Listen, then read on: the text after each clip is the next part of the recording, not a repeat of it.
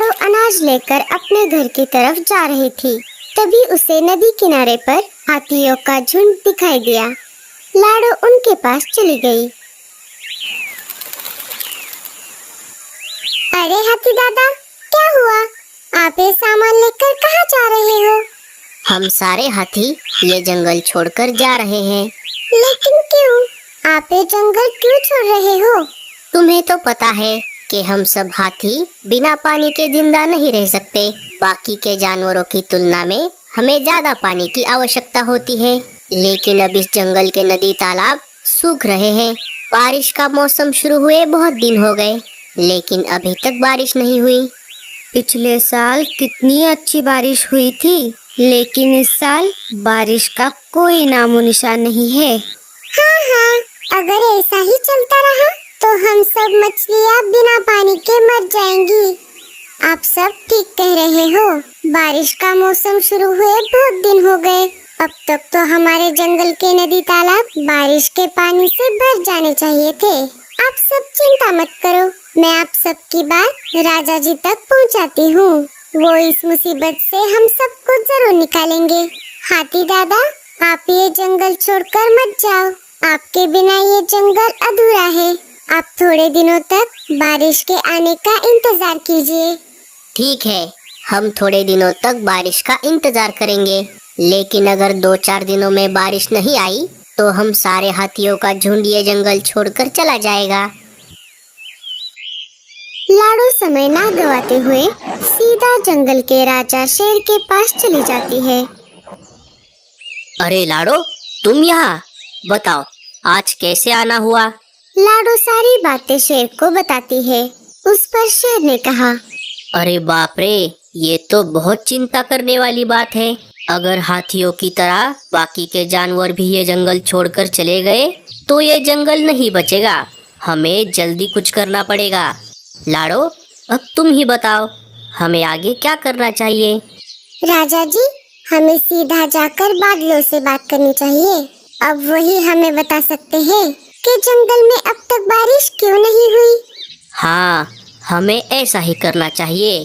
सिपाहियों, मुखिया चील को बुला कर लाओ।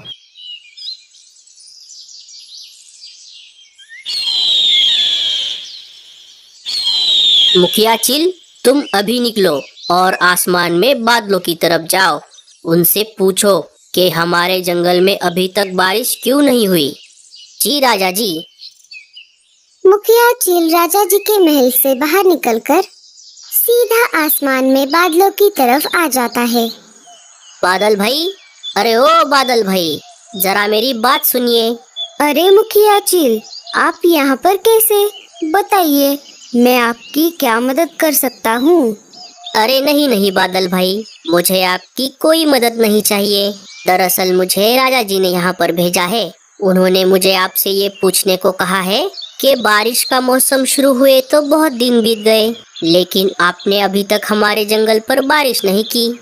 ऐसा क्या हो गया जो आप बारिश नहीं कर रहे? हम सारे बादल कब से आपके जंगल पर बारिश करने के लिए तैयार हैं, लेकिन बात ये है कि क्या बात है बादल भाई, आप मुझे बताइए। हमारे बारिश ना करने की असली वजह है मोर चाचा। मोर चाचा? वो कैसे? जब तक मोर चाचा जंगल में अपना नृत्य नहीं करेंगे, हम बारिश नहीं कर सकते। ऐसा नियम हमारे जंगल के राजा जी ने बनाया है। बाकी के जंगल के सारे मोरों ने बारिश का मौसम शुरू होते ही अपना नृत्य किया, इसीलिए मेरे साथी बादलों ने उनके जंगलों पर बारिश भी कर दी। लेकिन तुम्हारे जंगल के मोर चाचा पता नहीं कहाँ है। जब तक वो नृत्य नहीं करेंगे हम बारिश नहीं कर सकते चील भाई। अच्छा, तो ऐसी बात है। मैं अभी जाकर राजा जी के कानों तक ये बात पहुंचाता हूँ। चील वहाँ से निकलकर राजा जी के पास आ जाता है और राजा जी को सारी बात बताता है। अच्छा, तो ऐसी बात है।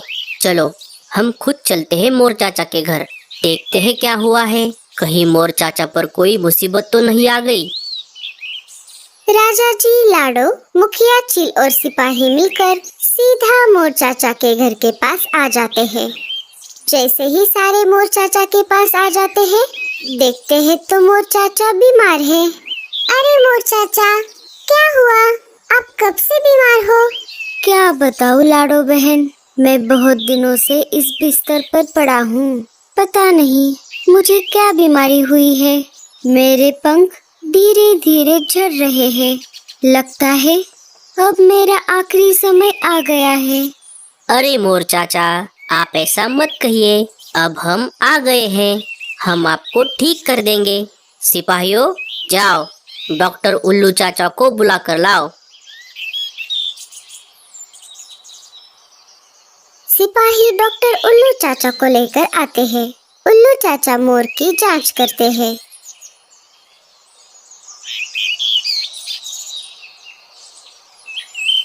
राजा जी, मोर चाचा को एक दुर्लभ बीमारी हो गई है जिसका इलाज मेरे पास नहीं है, लेकिन हाँ, मैं किसी को जानता हूँ जो मोर चाचा को ठीक कर सकते हैं।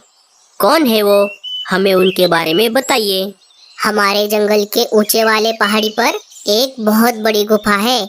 उस गुफा में एक बुजुर्ग उल्लू रहते हैं। मैंने भी उन्हीं से डॉक्टर की शिक्षा ली है। वो हमें मोर चाचा की बीमारी पर जरूर दवाई बना कर दे सकते हैं। ठीक है, मैं अभी मुखिया चील और कालू को वहाँ पर भेजता हूँ।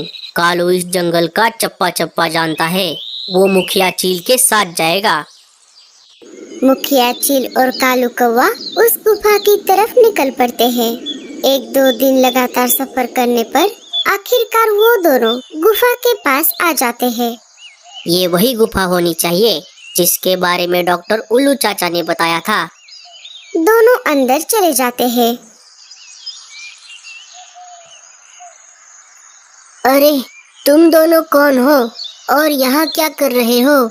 कालू सारी बात बुजुर्ग उल्लू को बताता है। अच्छा, तो तुम्हें सहारा जंगल के उल्लू ने भेजा है। वो मेरा ही चेला है।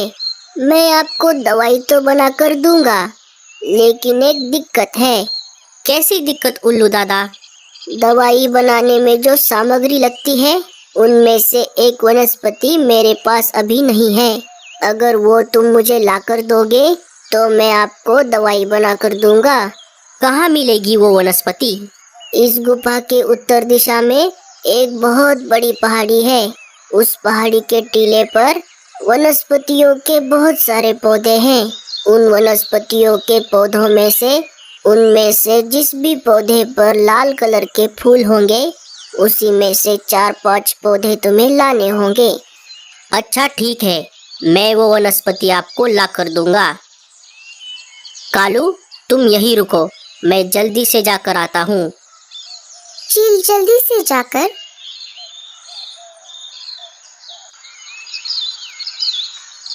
उस पहाड़ी के टीले पर आ जाता है और उसी लाल कलर के फूलों वाले वनस्पति के 4-5 पौधों को निकालकर वापस गुफा में आ जाता है। बुजुर्ग उल्लू उस सारी सामग्री से दवाई बना देते हैं और उन दोनों को दे देते हैं। दोनों उल्लू को शुक्रिया कहकर वहां से निकलकर अपने जंगल की तरफ निकल पड़ते हैं। रास्ते में ना रुकते हुए दोनों जितना जल्दी हो सके उतनी जल्द मोर चाचा के घर आ जाते हैं। जैसे बुजुर्ग उल्लू ने कहा था, उसी मात्रा में डॉक्टर उल्लू चाचा मोर चाचा को दवाई पिला देते हैं। कुछ दिन गुजर जाते हैं।